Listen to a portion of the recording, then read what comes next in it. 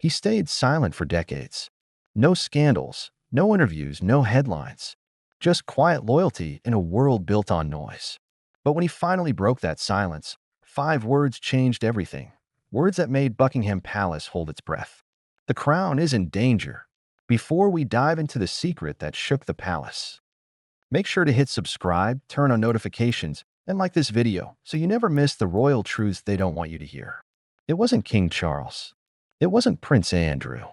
It wasn't even Prince Harry. The man who dared to say it was someone most people had forgotten even existed. His name? David Armstrong-Jones. But you probably know him better as the second Earl of Snowdon, the son of Princess Margaret, the Queen's only nephew. For years, he was invisible. While others chased cameras and chaos, he stood on the edges of palace photos, always just out of focus. But now he's the focus. Because the secret he revealed wasn't about the past, it was about the future King of England.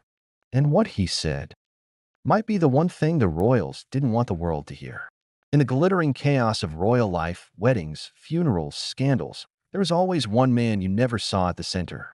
David Armstrong-Jones, son of the rebellious Princess Margaret and nephew to Queen Elizabeth II. He grew up in Kensington Palace, surrounded by history, duty, and dysfunction. But unlike the others, he chose not to chase power. Instead, he became a furniture designer. Yes, really. While his cousins fought over titles, David was designing chairs. And for decades, that made him easy to ignore. Harmless, polite, a royal background character. But the thing about quiet people, they're usually the ones who notice everything. Behind palace walls, David and Charles never quite saw eye to eye. As children, they were expected to be close, only a few years apart, raised in the same royal orbit. But Charles was reserved, serious, burdened with the knowledge he'd be king. David?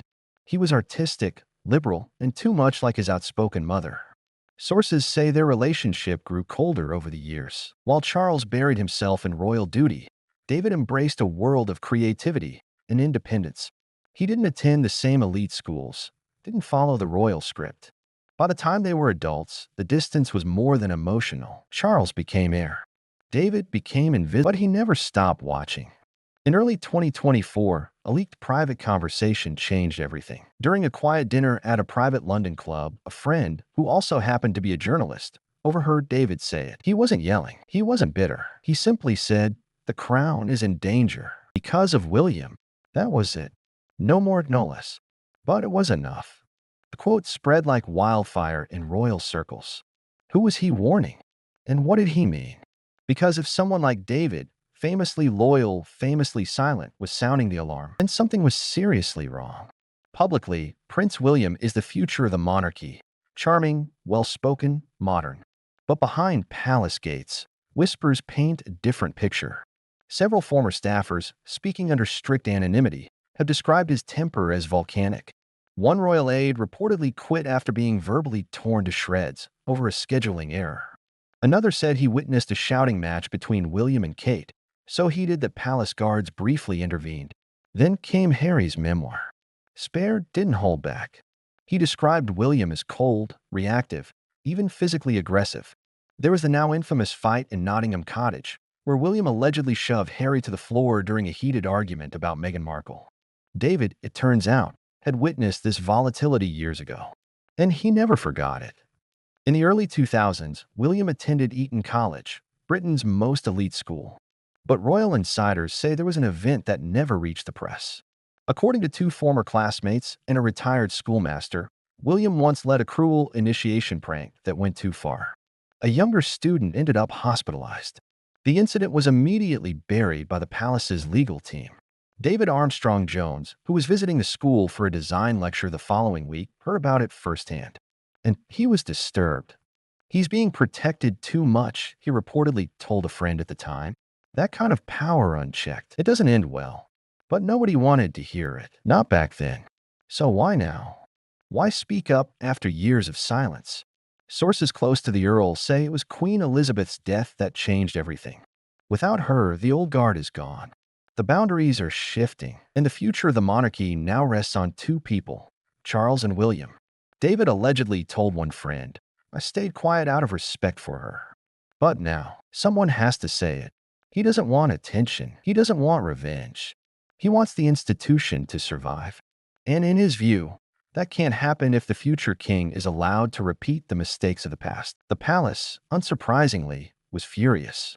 Within days of the quote leaking, royal-friendly papers began publishing glowing profiles of William, highlighting his charity work, his love of family, his stoic devotion to duty.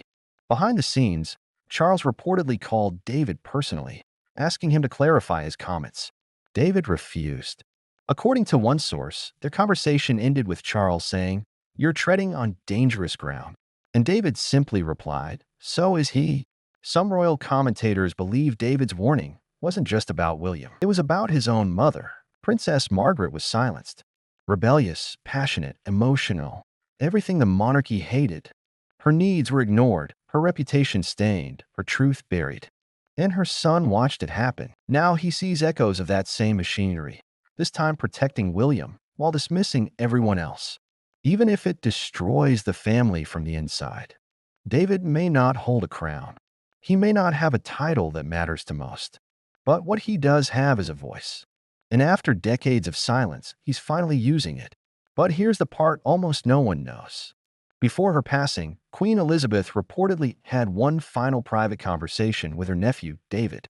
It happened at Balmoral, quiet, discreet, just the two of them.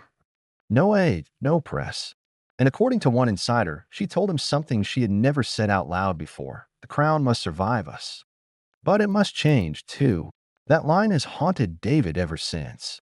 Because if anyone understood the weight of tradition, it was Elizabeth. But even she, in her final days, seemed to recognize that blind loyalty wasn't the answer anymore. Some believe that conversation is what pushed David to speak out, to break decades of silence, and challenge the image of a perfect royal future. He wasn't attacking William out of spite.